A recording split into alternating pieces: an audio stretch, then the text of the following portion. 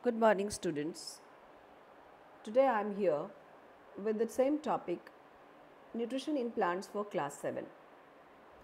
In my previous lecture, I had discussed about photosynthesis, that is, what is the site of photosynthesis, what are their raw materials, and what are the product of photosynthesis. Now, I want to show you what is the site of photosynthesis, how does photosynthesis take in place, and also about the importance of photosynthesis and stomata. So now I would like to show you the site of photosynthesis. Now, as you can see on the screen that it is written where photosynthesis taken place. It is takes place in the chlorophyll. Here I can show you these green parts is called, here inside this is called chloroplast, and in that chloroplast this chlorophyll is present, and that means that the site of photosynthesis is chloroplast, and in that chloroplast chlorophyll is present. So that is that you can understand where does the photosynthesis take in place. It is the site which is called chloroplast. You can see this is a plant cell.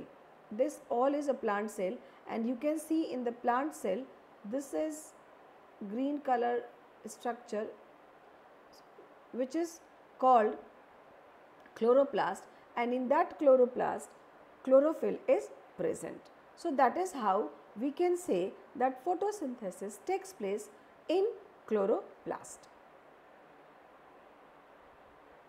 Now we move to the next topic, that is, as we know that what is the product of photosynthesis, that is carbohydrate. But just now I discussed about in my previous lecture that apart from carbohydrate, plants also prepare vitamins, proteins and fat. Now you can see on the screen stomata. It is a minute opening. You can see that it is a minute opening present mostly on the lower surface of the leaf. That means this is the leaf, and the lower surface of leaf, it has a minute structure which is called stomata, and you can see here the diagram of stomata. That stomata is surrounded by this pore. You can see this, you can see this on the screen. You can see that this is the stomata, and this is guard cells.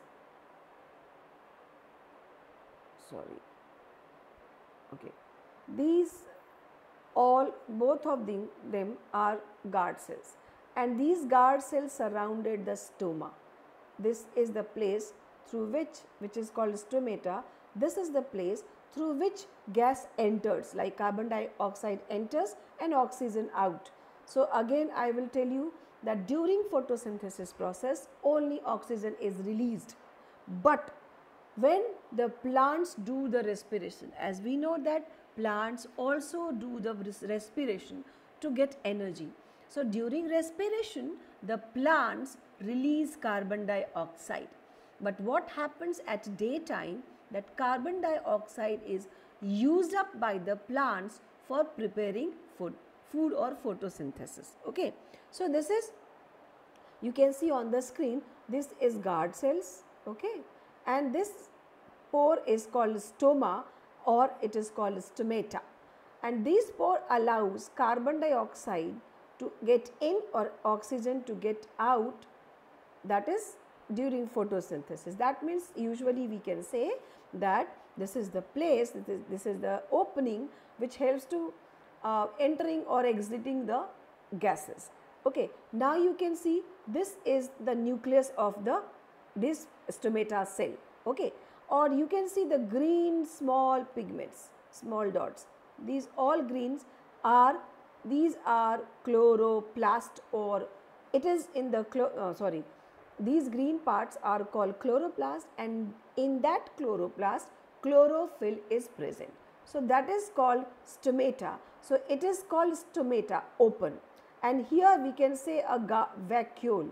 We can see here the large portion which is called vacuole. It is the part where the water is stored. So when the water gets inside the stomata, the guard cells swell up, so the pore is open. Okay? The stomatal pore opens, that is how the air can enter through the stomata. Okay? And that vacuole also contains cell sap, that is the liquid part, minerals, waste materials, food which is present or stored in that vacuole. So that is about open stomata. Now we can see the closed stomata. You can see here the closed stomata. Okay? This is closed stomata. Okay? So we can see that stomatal pore is closed and guard cells, this shrinks. Why it shrink? Because, or we can say flaccid. That shrunken means flaccid. It flaccid. So that means the water which is present inside the guard cells is exposed out. It's let out. That is why it closed, and then hence there is no exchange of gases taken place. So that is about the closed stomata. Closed stomata, it is called flaccid stomata, or opening, it is called turgid. So now we have seen that what is stomata. It is the minute opening present mostly on the lower surface of the leaf, and it is guarded by two guard cells which surrounds the opening of the stomata. Now we can see again role of stomata in photosynthesis. What is the role of stomata?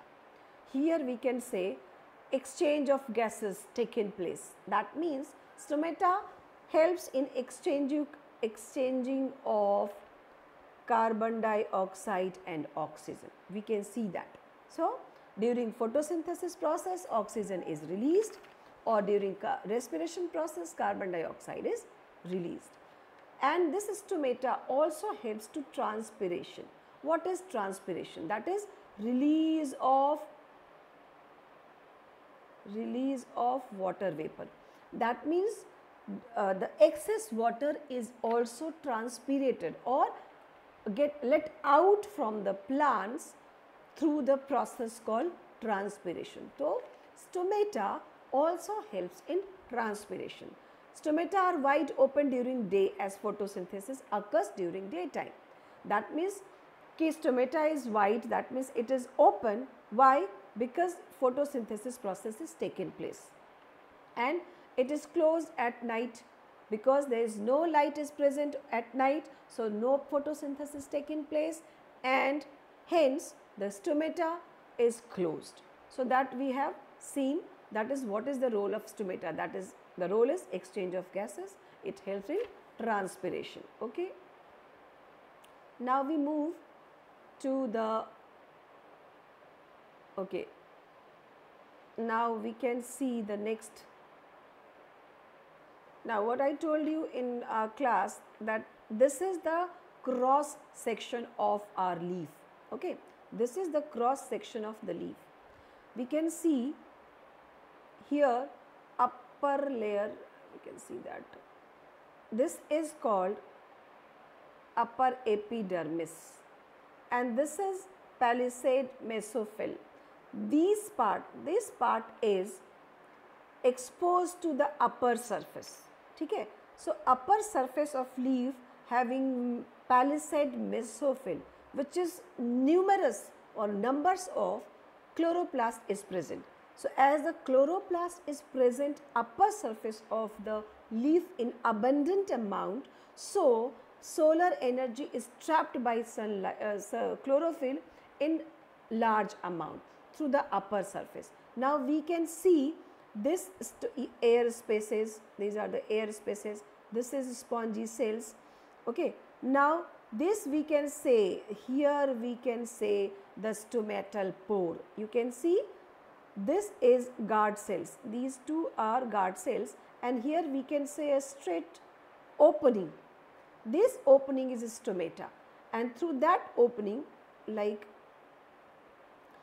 this opening helps, that is found in the lower surface. As we can say, this is the upper surface of the leaf and this is the lower surface of the leaf. So, upper surface having chloroplast in abundant amount, lower surface having minute numerous stomata or stomatal pore. So, what this stomatal pore helps in? They helps to let in carbon dioxide, and this carbon dioxide through the stomatal pore reaches to the palisade cell or the upper layer of the chloroplast, and here the food synthesis taken place. Okay. So, that is what I want to tell you, I want to show you during the online class. So, that is about the stomatal pore, and it is about the cross section of a leaf. When we see the cross section of leaf under a microscope, it looks like exactly what I show you in the picture. Okay. So now, as you can see on the screen, there is different colorful leaves on screen. I want you that somebody has asked me what is Croton leaves. So this is the Croton leaves. You can see many colors of Croton leaves. It is a Croton leaves. Okay, it is a Croton leaves. Croton is a plant. It is an ornamental plant. It many people use it as a decorative plant. Okay, so we can see that there is different colors found in the Croton plants. So that means it does not mean that they cannot prepare the food. If they are colorful, how it can prepare the food? So here we can say chlorophyll is masked through these colors. Chlorophyll, that is hidden by the different colors. That is about Croton leaves. So that means that these Croton leaves also prepare food. So not only leaves, green leaves prepare food. The other part of the plants which is green, like what I can say, like roots, like stem, the green root, the green stem, the green branches, they also can prepare the food or perform the photosynthesis process. So this is about Croton leaves. We will later on we will discuss, and I will give you the lecture on how we can prove that photosynthesis is taken place or starch is stored as a food. Now the question is again right, only the leaf can prepare photosynthesis prepare food in a large scale or in abundantly. Matlab mostly why leaf can prepare the food. What is the reason? Why only leaf prepare the food? Now I will tell you that why only leaves prepare the food. Because leaf is broad, wide, and that is how they can absorb maximum of sunlight. Again I am telling you, the leaves are broad. You can see that it is very broad other than other part of the plant. So these leaves are broad and they can wide, so they are thin also, or they are directly exposed to, that means the major part of the leaves exposed to the sunlight. So they can absorb sunlight in abundant amount. So that is why major part of food is prepared by the leaf. Okay, now I will show you the different is. Now I will tell you what are the factors that affect photosynthesis. Okay, what are the factors that affect photosynthesis? Okay, that is carbon dioxide, that is light and temperature.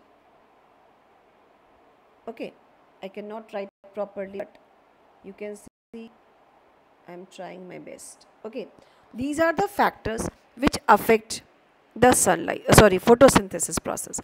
That means if we have less carbon dioxide, okay, if in the atmosphere, if carbon dioxide is less, that means less photosynthesis is taken place.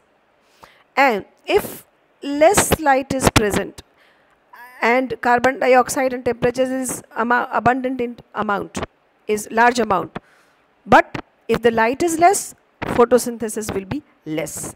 Okay, and if temperature is less, photosynthesis also will not take in place. Sorry, it is taken place, but less amount of photosynthesis will be taken place. Now I would like to tell you that what is the optimum temperature for photosynthesis process. It is about 40 degrees centigrade. It is about 40 degree centigrade. Matlab not less than 40 degree, not more than 40 degree. Less than 40 degree centigrade temperature will have the less amount of photosynthesis taken place, and if it is the temperature is higher than 40 degree centigrade, as we can say 50 or 54 degree, so yes, food is prepared, less photosynthesis is taken place. But what happens, because of the high temperature, what happens, they might be destroy the chlorophyll. Okay, if the too much light or too much temperature is present on in atmosphere, what happens, the chlorophyll is damaged by the temperature. So that is why the factors the affect the photosynthesis process is carbon dioxide, light, and suitable temperature. Means nothing should be less in amount. Everything should be in suitable amount so that plants can prepare their food. So that is about the factors which affect the photosynthesis. Now we proceed to the next topic. Now as you can see on the screen, it is a kind of plant. I was talking you about parasitic mode of nutrition.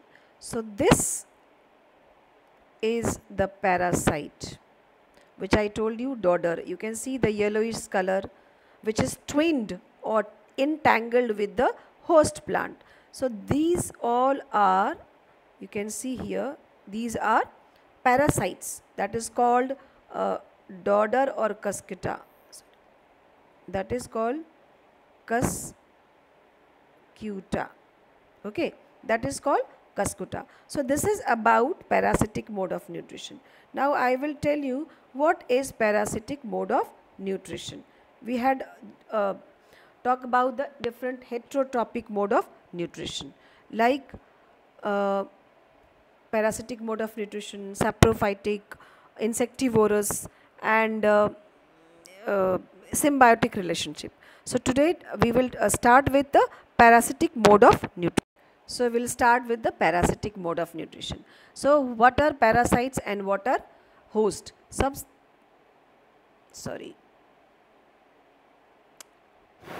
What is parasite? Parasite.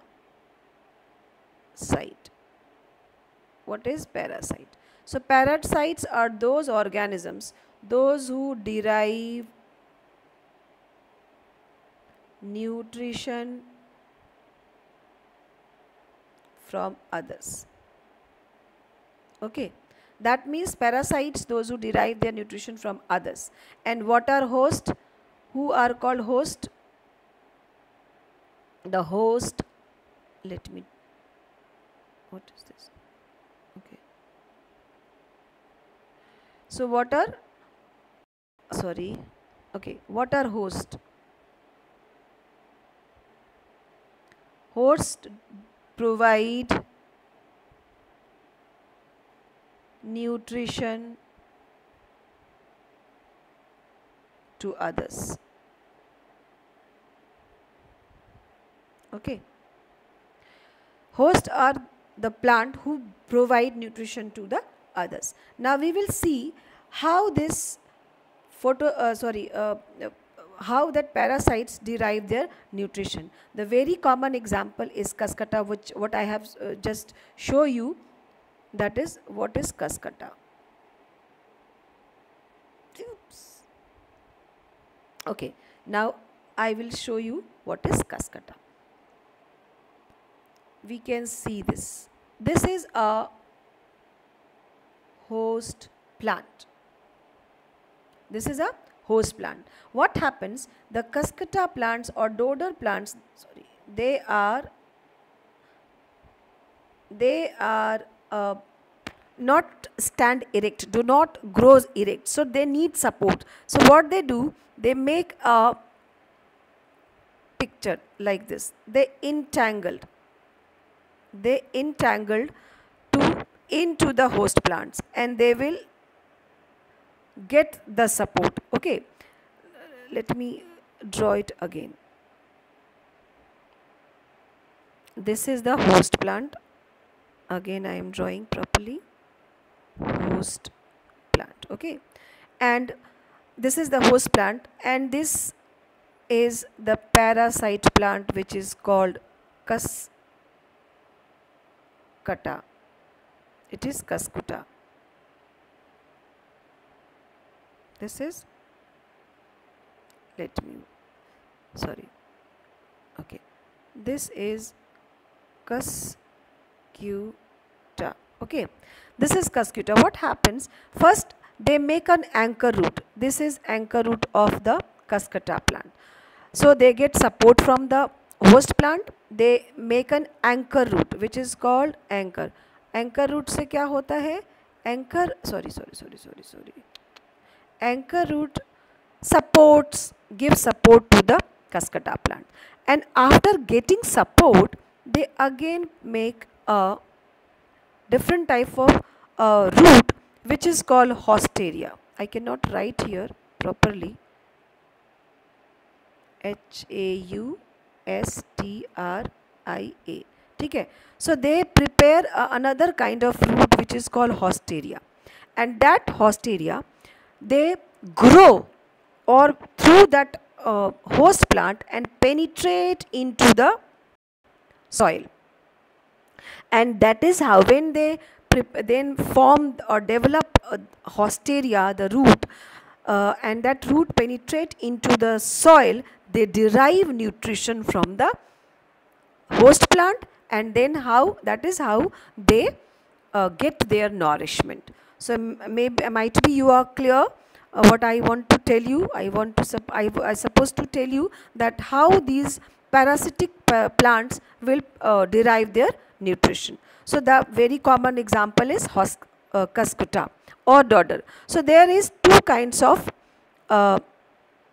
plant parasites. One is partial, okay, and the other one is total. Partial means like mistletoe. Partial like mistletoe. This mistletoe is a partial parasite because this mistletoe is green in color. They have chlorophyll. So they only derive water and minerals from the host body. So they are partial parasite. But cuscuta is total parasite. We can say cuscuta is total parasite. Why? Because they are non-green, so they derive and all the supplement from the host body. So that is about total parasite and partial parasite. I hope that you are able to understand what I teach you. So for today, I want to conclude my chapter here. In next video, I will tell you about the saprophytic mode of nutrition, insectivorous and symbiotic relationship. Till then, you go through the video, and if you want to note down the notes, you can go for it. Thank you very much.